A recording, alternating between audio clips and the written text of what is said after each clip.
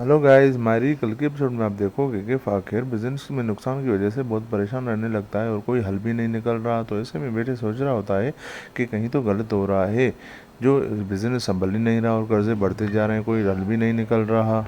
अगर आप अगले सीन में देखोगे कि इन्हीं को स्कूल जाने की इजाज़त ना मिलने पर वो बहुत गुस्सा होती है और इसमें इसकी बहन कहती है कि अब तुम्हें यहीं पर रहना है, अब तुम फाखिर की बीवी हो और तुम्हें अब फाखिर जो कहेगा वही करना पड़ेगा। तो ऐसे में नहीं कहती है कि मैं सारी उम्र फाखिर की बीवी बनकर यहाँ इस चौदीवारी में नहीं रह सकती, इसलिए मुझे अपनी ज़िंदगी भी जीनी है, अपने मकसद हैं वो भी मुझे पूरे करने हैं और मुझे अपनी पढ़ाई भी कंप्लीट करनी है।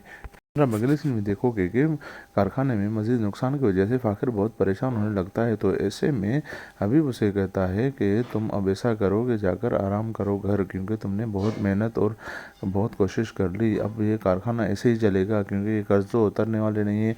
तुम जाकर आराम करो, तुम परेशानी ना लो, मैं खुद ही इसको संभाल लूँगा। तो ऐसे में फाखिर परेशान होकर वापस घर चला जाता है। अगले सीन में देखोगे कि फराज भी घर चला आता है, तो वहाँ पर साइका भी बैठी होती है। तो फराज वो परेशान हालत में कहता है कि साइका अब ये कारखाना बंद होने वाला है, क्योंकि कर्ज तो कम होने के नाम ही नहीं ले रहे और मजीद कर्जे बढ़ते जा रहे हैं। ये कारखाना अनकरीब बंद ही हो जाएगा। तो फराज ऐसे में रोने लगता है।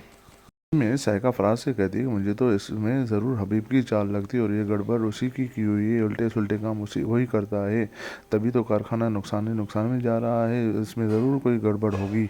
अब अगले सीन में देखोगे कि फाकिर परेशानी वाली हालत में जब घर पहुंचता है, तो ऐसे में समीना से कहती है बेटा कोई परेशानी वाली बात तो नहीं है। तो इसमें फाकिर कहता है अम्मी परेशानी वाली बात है, क्योंकि कारखाने में तो कर्ज चढ़ता जा रहा है और कारखाना तो बंद करना पड़ेगा क्योंकि हम लोग कर्जों में डूबे हुए हैं। तो ऐसे में समीना कहती है बेटा अल्लाह पर रखो, ये तुम क्या कर रहे हो और क्या कह रहे हो, तुम्हें ये कर्जदान है, तुम्हें इस कारखाने को खड़ा करना है। तो ऐसे में फाकिर कहता है कि अम्मी चाचू ने भी कहा है कि अब तुम घर आराम करो जाकर, क्योंकि तुमने बहुत मेहनत कर ली, अब ये कारखाना नहीं संभलने वाला, मैं इसको खुद ही देख लूँगा। तो ऐसे में समीना को ये बात बुरी लगती है और समीना फ़ौरन कहती है कि चलो मैं इस हबीब से बात करती हूँ, ये कौन होता है सारे फैसले अकेले करने वाला।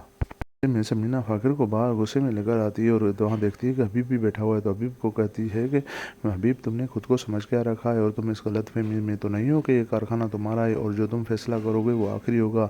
ये बात अच्छी तरह से समझ लो कि हम भी अब ज़िंदा हैं और जहीर का बेटा फाखिर भी अब ज़िंदा है।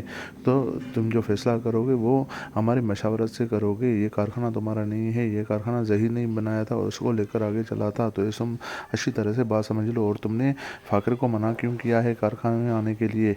ऐसे में हबीब परेशान हो जाता है समीना की ये बात सुनकर। समीना को कहता है कि भाभी ऐसी कोई बात नहीं, फाखिर कारखाने में आ सकता है, मैंने कब रोका है, वो तो थका हुआ था, तभी ने मैंने कहा कि तुम अब जाकर आराम कर लो।